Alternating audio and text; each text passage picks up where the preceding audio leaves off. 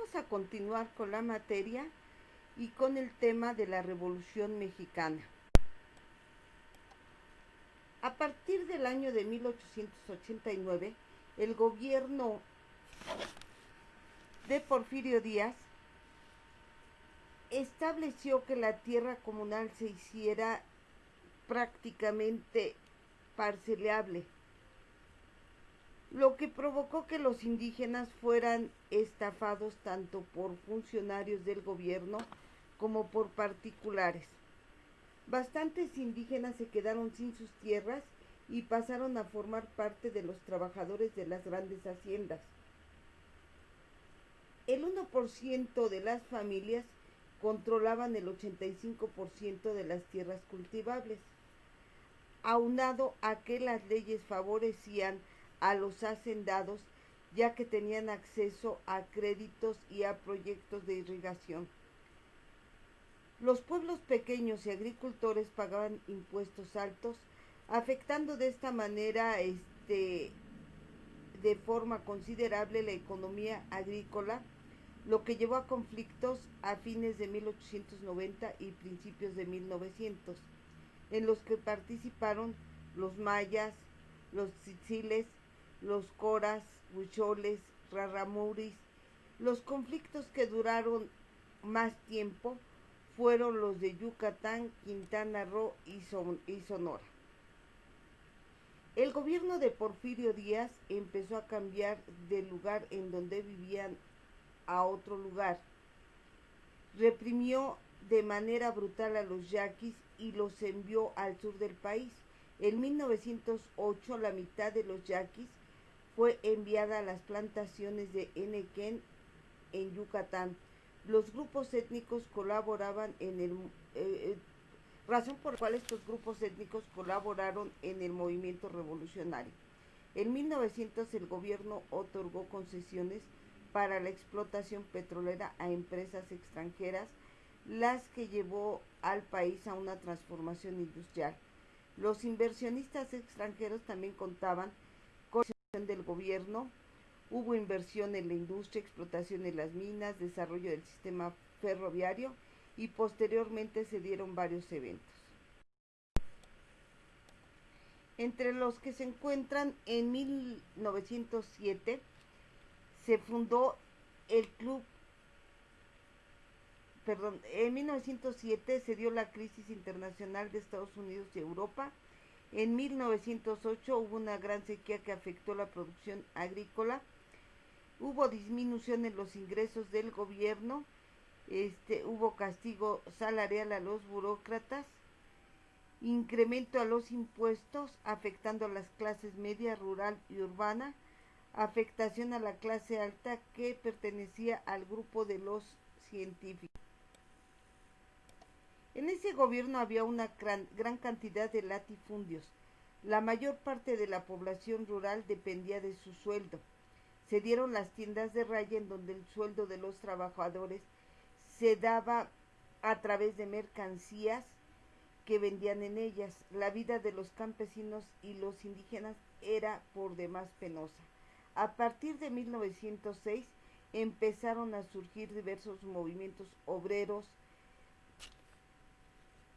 Las representativas fueron las huelgas de Cananea y de Río Blanco, las que fueron reprimidas por la fuerza militar.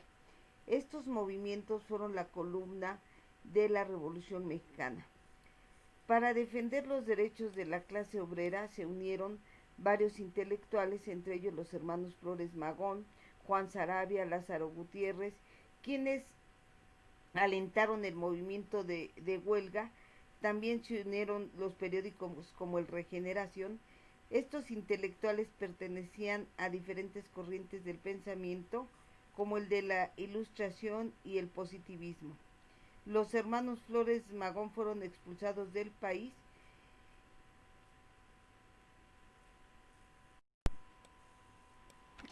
La Revolución Mexicana, aquí vamos a tener dos antecedentes. El antecedente cultural, que se dio a inicios de 1900, en el que podemos ver que había dos corrientes, la filosófica, que consideraba que el único conocimiento era la experiencia comprobada a través de los sentidos. Este era un cuestionamiento del pensamiento, del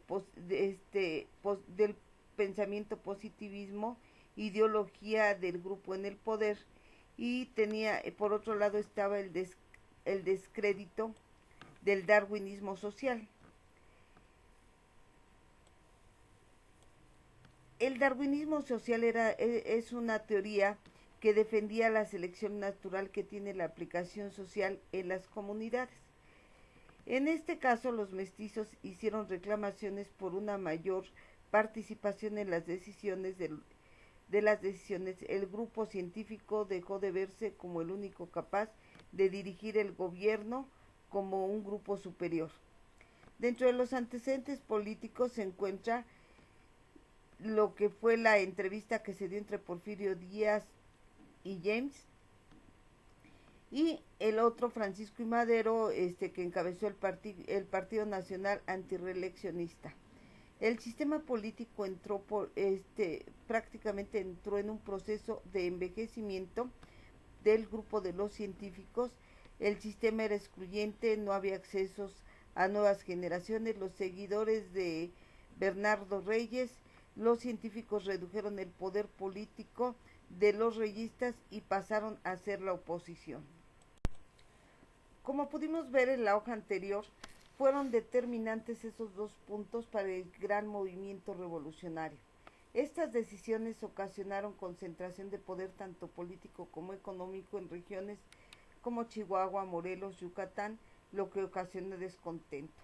En 1908 la situación política del país empezó a agitarse al ser publicada la entrevista de James, en donde Porfirio Díaz aseguraba que esperaba con paciencia que el pueblo mexicano estuviera preparado para seleccionar y cambiar su gobierno sin peligro de revoluciones armadas, y sobre todo que no se detuviera el progreso del país. A partir de 1900 hubo diferentes crisis en la vida nacional que obviamente se vio reflejada por el descontento que tenía el pueblo. Este movimiento empezó a fraguarse en los últimos años de la dictadura de Porfirio Díaz, quien estuvo en la presidencia de 1876 a 1911. Durante estas décadas nuestro país tuvo un crecimiento económico importante, así como una estabilidad política, pero a un costo alto, tanto económico como social, afectando sobre todo a las clases desfavorecidas y a los opositores de Porfirio Díaz. El conflicto social armado se inició el 20 de noviembre de 1910. Francisco y Madero viajó por todo el país con el propósito de formar un partido político para que eligiera a sus candidatos en la Asamblea Nacional y competir en las elecciones presidenciales contra Porfirio Díaz. Este último se lanzó como candidato nuevamente a la presidencia. A Madero lo arrestaron en San Luis Potosí con el cargo de sedición. Estando en la cárcel se llevaron a cabo nuevos comicios presidenciales en los que nuevamente sale triunfante Porfirio Díaz. El 20 de noviembre de 1910 se proclamó el Plan de San Luis, a través del cual se hizo un llamamiento a tomar las armas contra el gobierno de Porfirio Díaz. Por lo tanto, se dio inicio al conflicto armado en el norte del país y permeó en el demás territorio. Los sublevados ocuparon Ciudad Juárez, Chihuahua. Su consecuencia fue la renuncia de Porfirio Díaz y su exilio a Francia. Hubo diversos eventos que se derivaron del movimiento revolucionario. En 1911 fue electo como presidente Francisco I. Madero. Los líderes revolucionarios inconformes provocaron levantamientos de Emiliano Zapata y Pascual Orozco. En 1913 el movimiento contrarrevolucionario de Félix Díaz, Bernardo Reyes y Victoriano Huerta, quien dio el golpe de Estado. El levantamiento militar conocido como la Decena Trágica, que terminó con el asesinato de Madero, de Gustavo y de Pino Suárez. Victoriano Huerta asume la presidencia. Que tengan excelente día, chicos.